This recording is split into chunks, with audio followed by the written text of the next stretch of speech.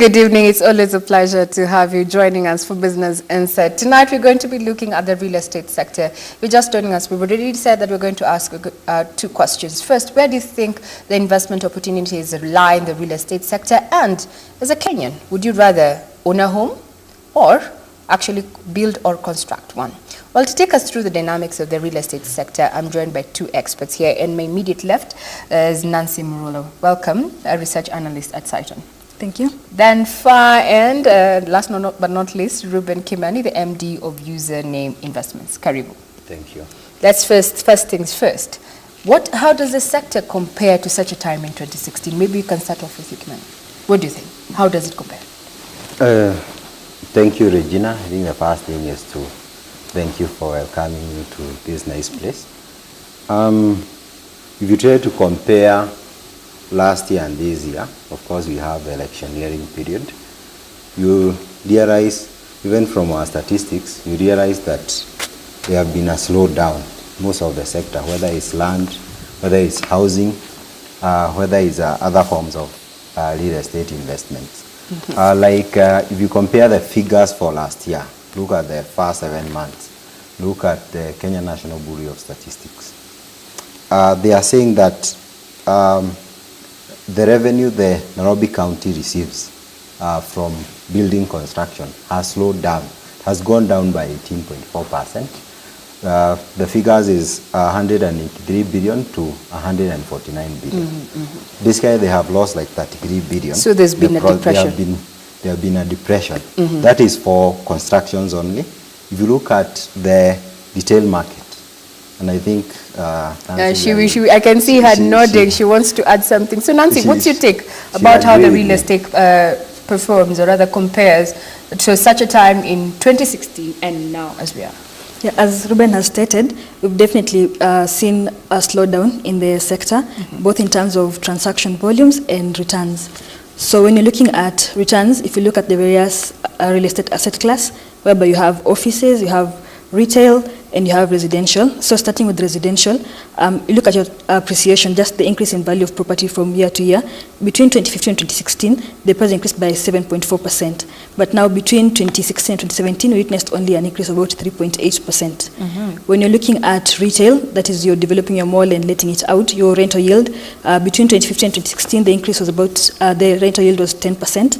This year it's gone down by 0.4 percentage points to about 9.6%. 9.6%. Yeah. The same has also been the case for offices, whereby the yield was about 9.4%. Currently, it's 9.1%. So as it is, in a nutshell, in general, we can say there's been a general slump in the real estate sector. It's not a very huge slump. It's just in general. Generally a slowdown in the sector. Slowdown? Yeah. Thank you for that, Nancy. Maybe I'd like to point out the biggest, the general slowdown we are talking about has been experienced most, especially in housing, commercial and residential, and retail.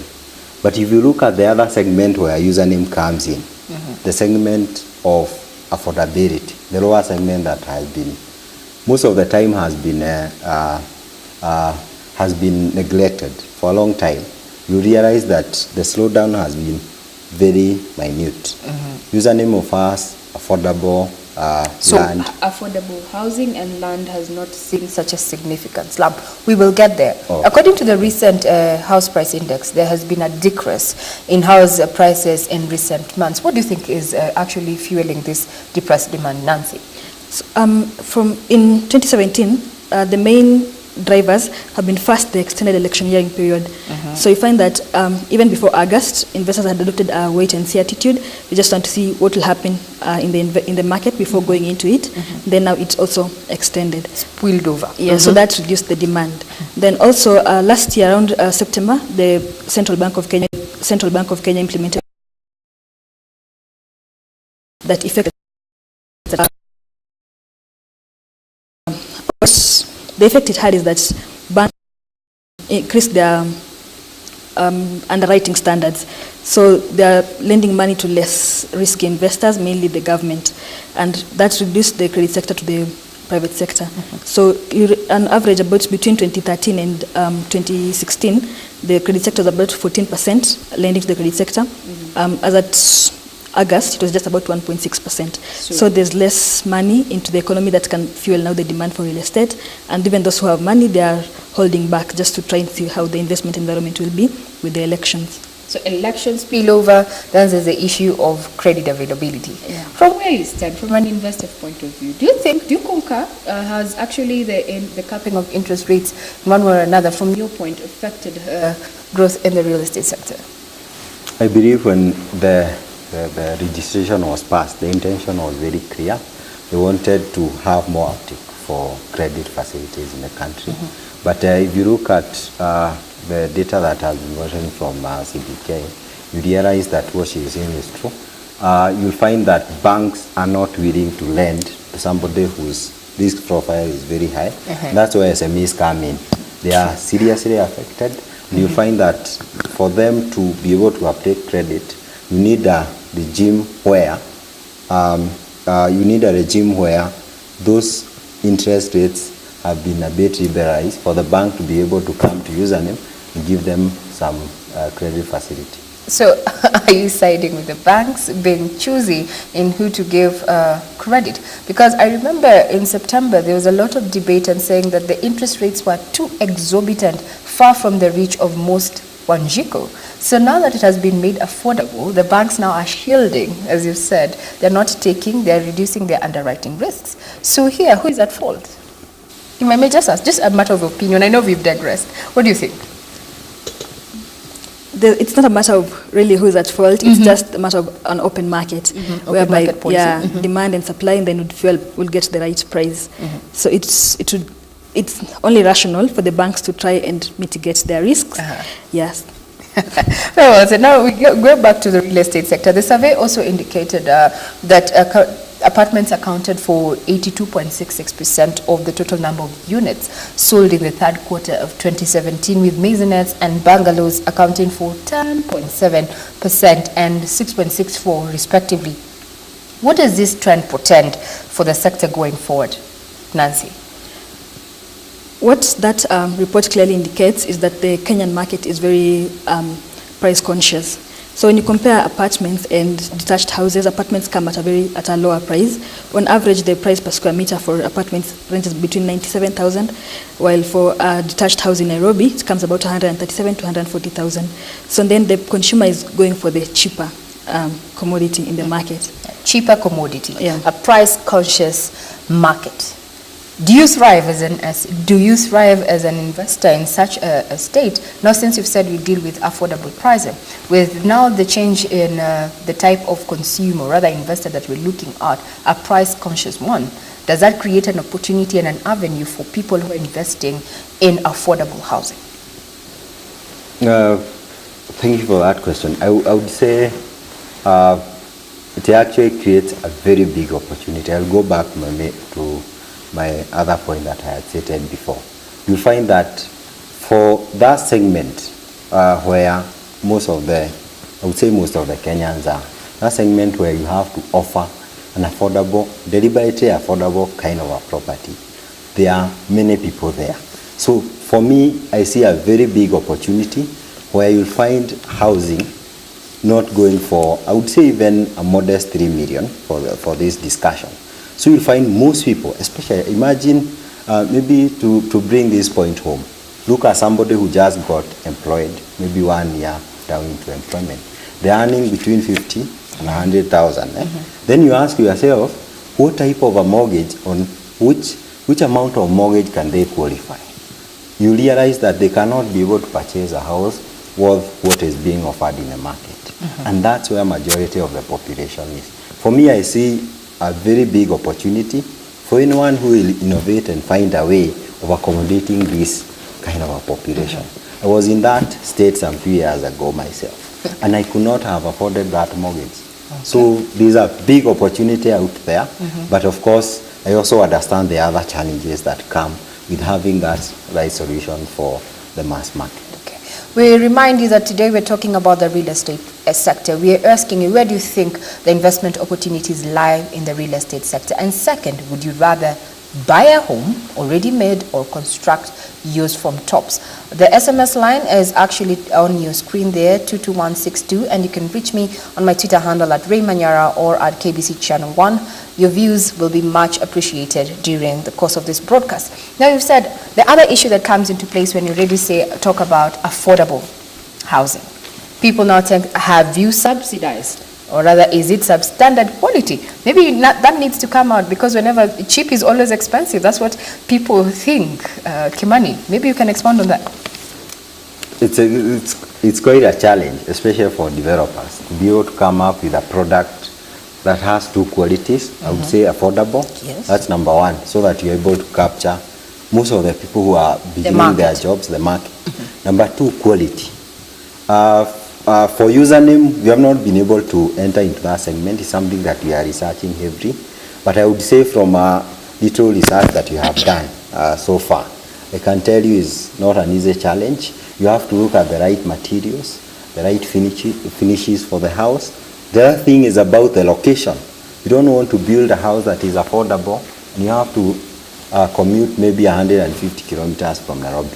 We are talking about a house that is in the right location, right quality, that's quality, and affordable.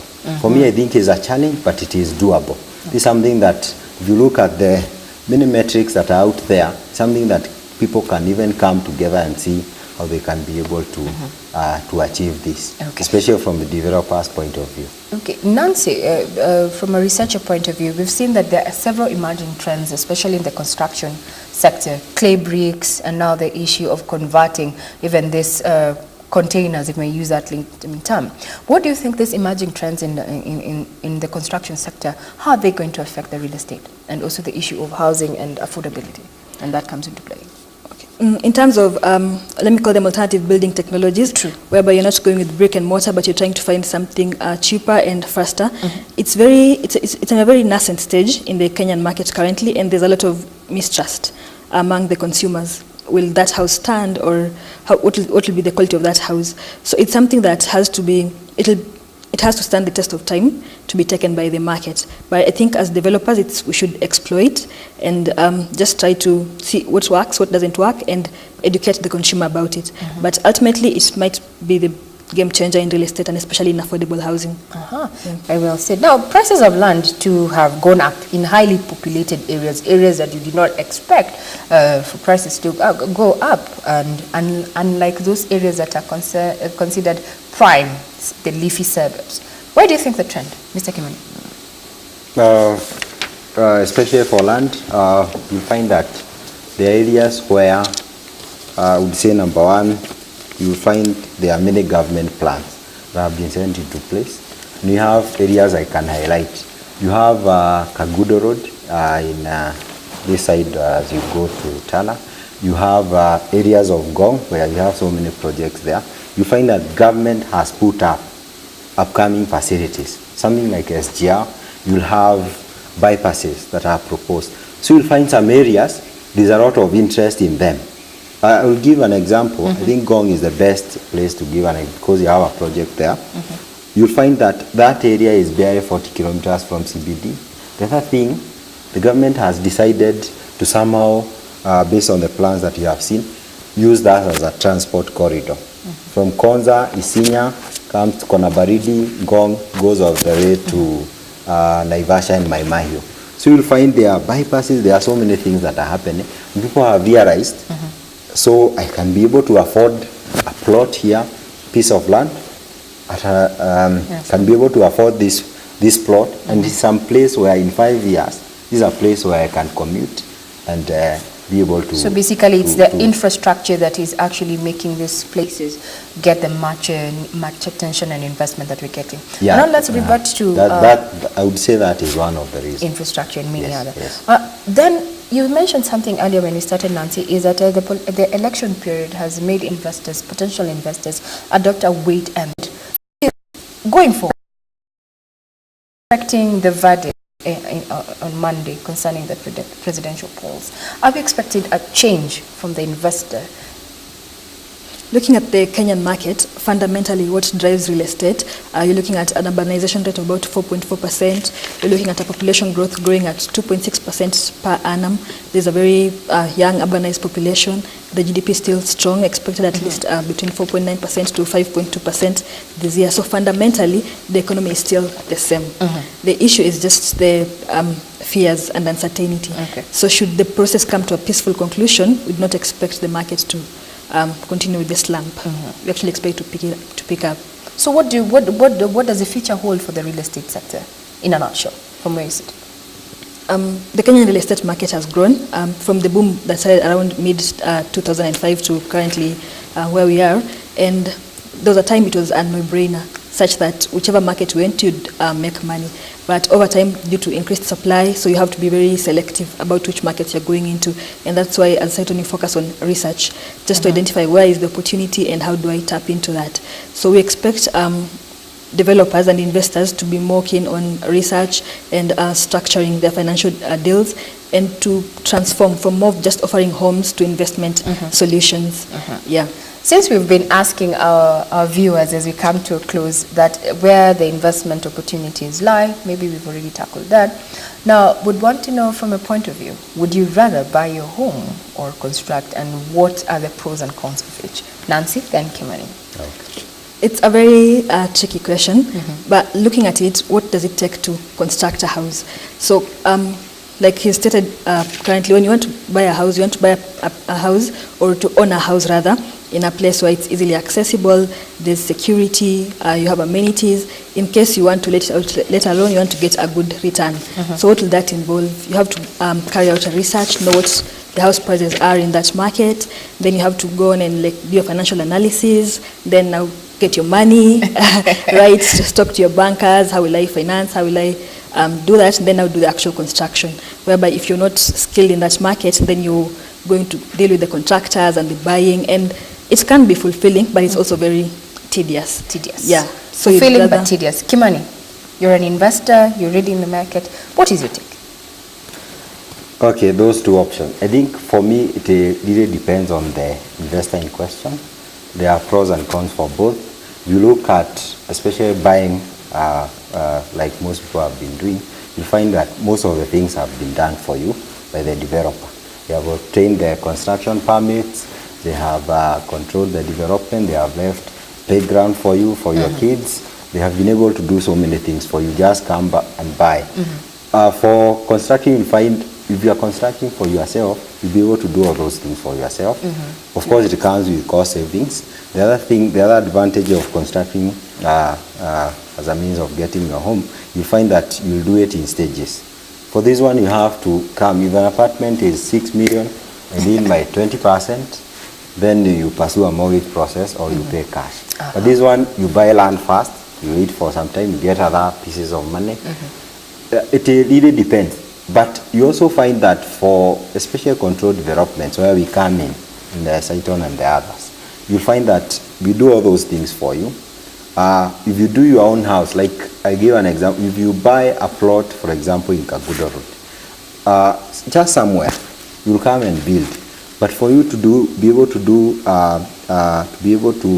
do electricity, maybe water. Big water, big playground for your kids, sanitation and all those things, you can't do that for an eighth of an acre. Okay. So there are those advantages. So it depends on somebody. You have to weigh and find where you fit in. Yeah. You also have to consider, especially if you are like some of us who might be working somewhere, where you're able to handle all the logistics of being able to build your own home.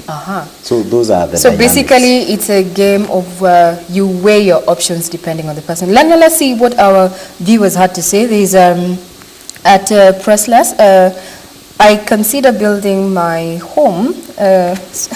I can't trust the investors on quality. Maybe that brings out the issue of the trust between the client. Then someone else says, username plots at Ngong are really promising and affordable. I can attest. I think you have an avid investor there, Mr. Kimani. Then someone else also says, you have done us proud. I think I would also wish to engage them on construction. That is a person called Atmos PW.